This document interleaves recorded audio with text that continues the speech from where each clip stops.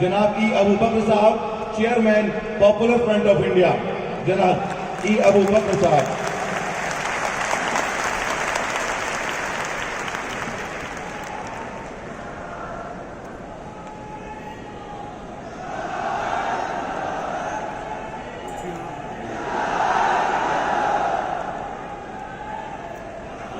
बिस्मिल्लाहिर्रहमानिर्रहीम। अल्हम्दुलिल्लाहि रब्बिल आलमीन, अस्सलातु वस्सलामु अला अशरफिल अंबिया'i वल मुरसलीन व अला आलिहि व सहबिहि अजमाइन। स्टेज पर बैठे हुए मुअज़्ज़ज़ मेहमान, लीडरान व दानिशवरान और मेरे प्यारे भाइयों बहनों, अस्सलामु अलैकुम व रहमतुल्लाहि व बरकातुहू। आज का ये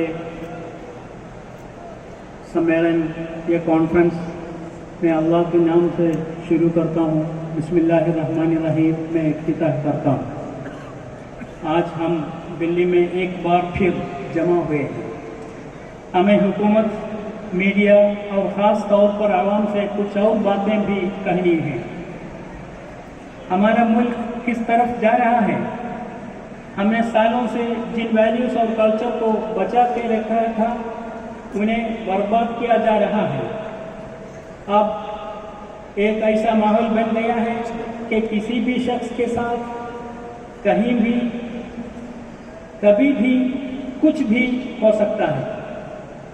पहले हमारे सोच भी कि ये और वो और दूसरे लोग, दूसरे सबको मिलाकर इंडिया बनता है, लेकिन आज के इंडिया में सिर्फ ये रह गया है। आज पूरे मुल्क में नफरत का माहौल है। दलित और सवर्णों के बीच में नफरत, हिंदू और मुसलमानों के बीच में नफरत और दीगर कौमों के बीच में नफरत पैदा हो गई है। इस तरह हिंदुत्व लोग हर जगह आवाम को आपस में लड़ाकर उन्हें एक दूसरे से दूर करने का काम कर रहे हैं। हमारे इकॉनमी की हालत बहुत ख़राब हो चुकी है। छोटे बड़े सभी बिजनेस ख़त्म हो गए हैं। कार का बिजनेस बेकार हो गया है। जिसे कार नहीं बिक रही है, वैसे ही 5 रुपये का बिस्किट भी नहीं बेच पा रहे हैं, ऐसे बिस्किट कंपनियों का कहना है। मैं आपको इकोनॉमिकल क्राइसिस के बारे में बड़ी बड़ी बातें नहीं बता रहा हूँ, लेकिन फिर भी बैंकों से करोड़ों रुपए कर्ज लेकर भागने वाले मोदियों के बारे में याद करना ज़रूरी है। मैं ऐसा समझता हूँ। ये सब होने के बाद जो पैसा बैंक में रिजर्व था, इस हुकूमत ने वो भी लूट लिया। ये सारा काम हुकूमत देशभक्ति और नेशनल सिक्योरिटी के पर्दे के पीछे करती जा रही है। सारे बातें फर्जी राष्ट्रवाद और देशभक्ति से भरी हुई है। बड़े बड़े नारा आप सुन रहे होंगे। पहले का नारा था कांग्रेस मुक्त भारत, इनका नारा। अब ये नारा बदल कर वन नेशन वन पार्टी, एक मुल्क एक पार्टी हो गया है और आगे चलकर एक मुल्क एक शाह बन जाएगा। यह बहुत जल्दी होने वाला है। आपको ज्यादा इंतजार करने की जरूरत नहीं पड़ेगी। उस वक्त हिंदू मुस्लिम और कांग्रेस बीजेपी के बीच लड़ाई नहीं होगी, बल्कि मोदी और शाह के बीच होगी लड़ाई। आरएसएस का भी उस वक्त कोई रोल नहीं होगा, क्योंकि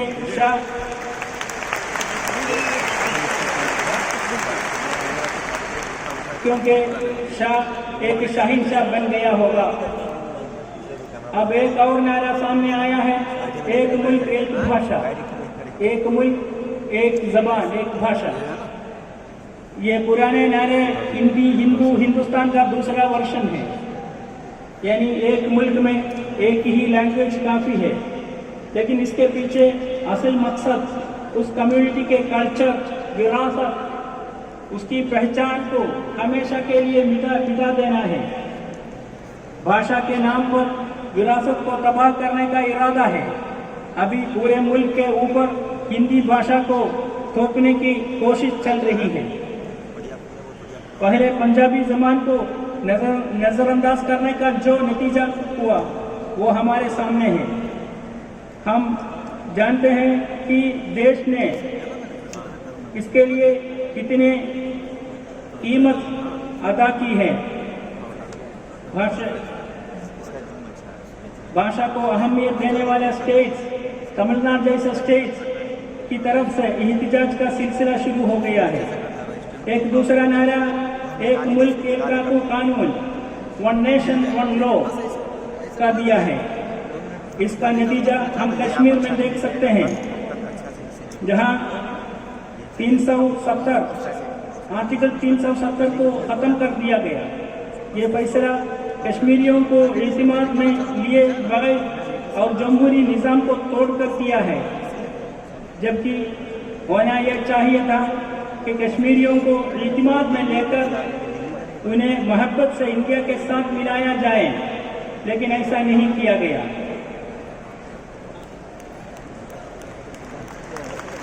साथ ही मैं ये कहना चाहता हूँ, कोई फर्द, मुल्क या हुकूमत जब कोई वादा करती है तो उसे पूरा करना चाहिए। ये एक मुहज़्ज़ब समाज की अलामत है। कश्मीर के मामले में ये भी नहीं हुआ। वही हम देखते हैं कि दूसरे रियासतों में अभी भी 371 आर्टिकल 371 है। वहाँ इनका वन नेशन वन लॉ का कानून कहाँ चला गया? इसी बात का फ़ायदा इंटरनेशनल लेवल पर पाकिस्तान उठाता है और हम उसे इसका मौका देते हैं। पाकिस्तान को जवाब देना हमें आता है। हमारे फौजियों के अंदर इसका ताकत है। जब भी वो इंडिया पर हमला करने की कोशिश करेगा तो हमारे मिसाइल और आग के गोले उसे ज़बरदस्त और मुंह तोड़ जवाब देंगे इंशाअल्लाह, और उसे ऐसा सबक सिखाएंगे जैसे वो कभी भूल नहीं पाएगा। इसके लिए क्या होना चाहिए? इसके लिए मुल्क के तमाम आवाम को इत्मीनान में लेना बहुत ज़रूरी है, लेकिन कश्मीर में इसके बिल्कुल खिलाफ हो रहा है। जमहूरियत में अपने ही आवाम के खिलाफ फौज का इस्तेमाल पहले कभी नहीं देखा गया है। कश्मीर अभी एक बड़ी जेल बन चुका है। बाबरी मस्जिद मामले को हल करने की कोशिश सुप्रीम कोर्ट में चल रही है। हकीकत में वो वक्फ की ज़मीन है। एक मस्जिद की जगह अल्लाह की ज़मीन होती है।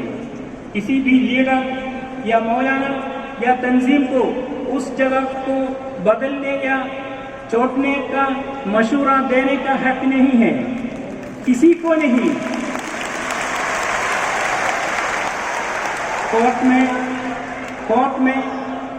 कोर्ट में जो चल रहा है वो एक टाइटल सूट यानी मिल्कियत का मुकदमा है।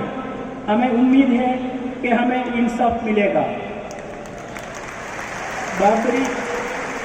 बाबरी मस्जिद के मामले में हक की लड़ाई को हम अपनी नस्लों तक पहुंच जाएंगे।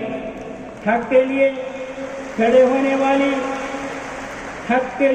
होने वाली सेकुलर सोसाइटी के हाथ में जब हुकूमत आएगी, तब वो हुकूमत फिर से उसी जगह पर बाबरी मस्जिद को तामीर करेंगे इंशाअल्लाह।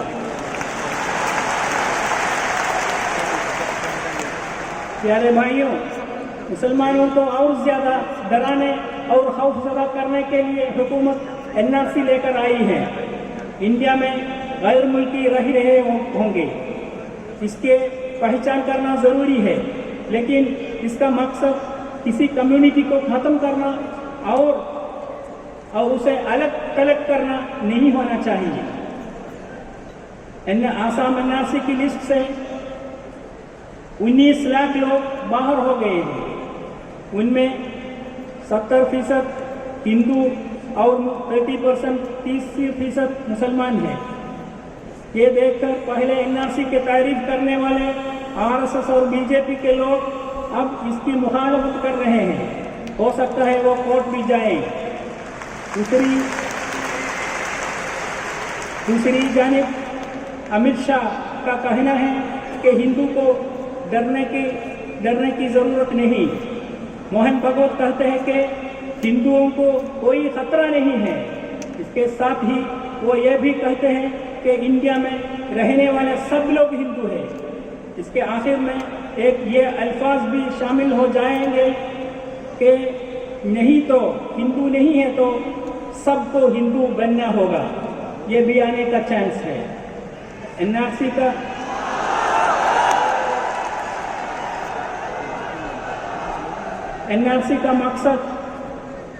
का मकसद मुल्क के असल शहरियों की पहचान करना नहीं है, बल्कि ये एक खास कम्युनिटी को यानी मुस्लिम कम्युनिटी को साइडलाइन करने और उन्हें डराने के लिए है।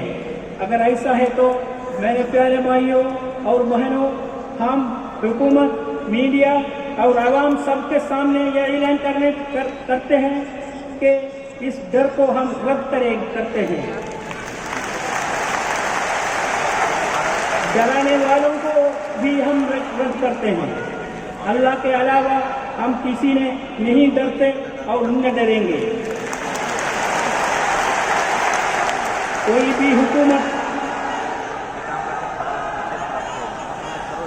भी हुकूमत चाहे वो कांग्रेस की हो या बीजेपी की, उनसे आवाम को ये उम्मीद नहीं होती कि वो आवाम के बीच भेदभाव करेगी।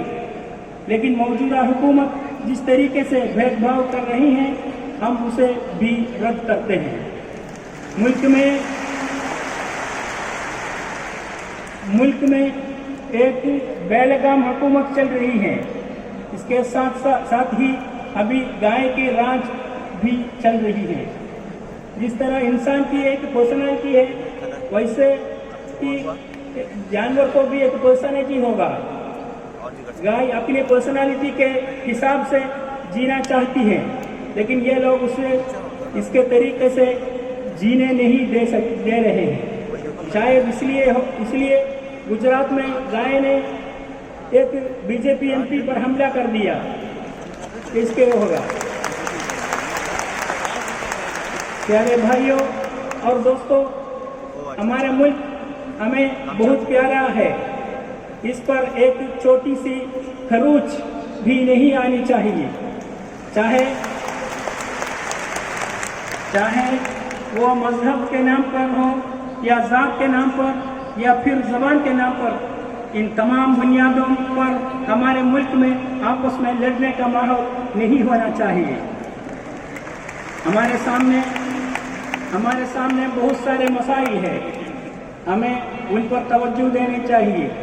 हमारे मुल्क में 6.5 लाख करोड़ गाँव हैं, 6.5 गाँव हैं, देहात हैं, जहाँ जहालत और गरीबी पाई जाती है।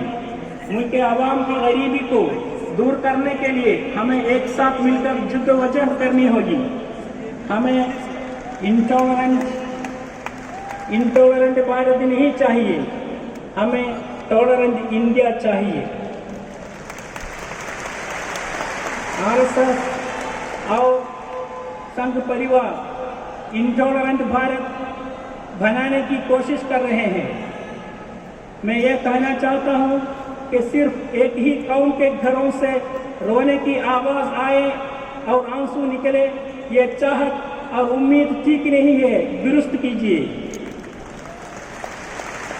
एक ही कौम के बच्चों को टुकड़े टुकड़े करके मारने का इरादा और उम्मीद भी नहीं रखनी चाहिए, वो भी दुरुस्त करना पड़ेगा। इसी तरह सिर्फ एक ही कौम के घरों में खुशियों का माहौल हो, ये भी सही सोच नहीं है। ये सोच भी दुरुस्त करना अच्छा होगा। हमारे मुल्क को अमेरिकन प्रेसिडेंट और एक राष्ट्रपिता, फादर ऑफ नेशन पैदा करके दिया है। दो पिता है तो क्या हो जाएगा।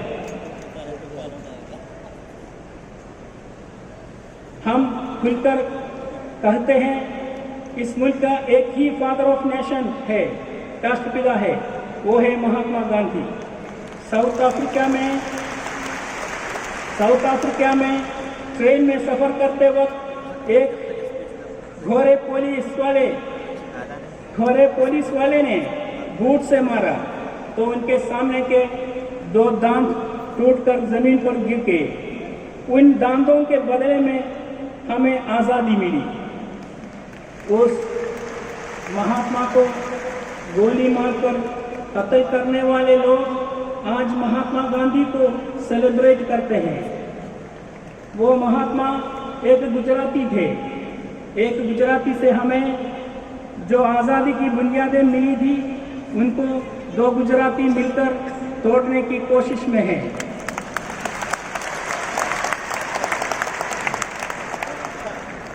भाइयों और दोस्तों, हमारे भी अकेले दांत टूटने के लिए तैयार है।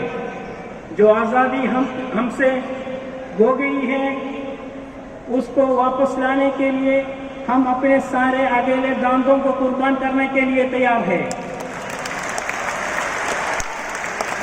जन अधिकार की बात हम बुलंद आवाज से करेंगे। जन अधिकार के लिए हम हर कुर्बानी देंगे। हमें बेखौफ जीना है और बाइज्जत जीना है।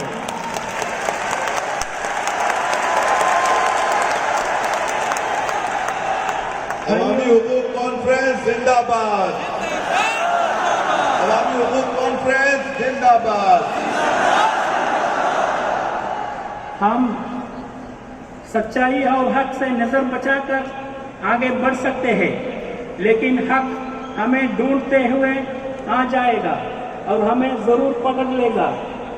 उस वक्त से पहले ही हमको हक की पहचान करके उसे नाफिज करना होगा। कोई भी तानाशाह ज्यादा सालों तक नहीं रहा।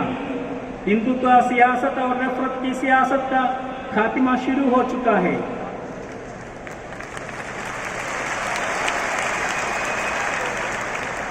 इनकी तानाशाही पॉलिसियों का नमूना अगर हिटलर है तो इनके अंजाम का नमूना भी हिटलर ही होगा। हम इंतजार में हैं, उन्हें भी इंतजार करने दो। जय हिंद। वाखिर दावाना अल्हम्दुलिल्लाहि रब्बिल आलमीन। अस्सलामु अलैकुम व रहमतुल्लाहि व बरकातहू।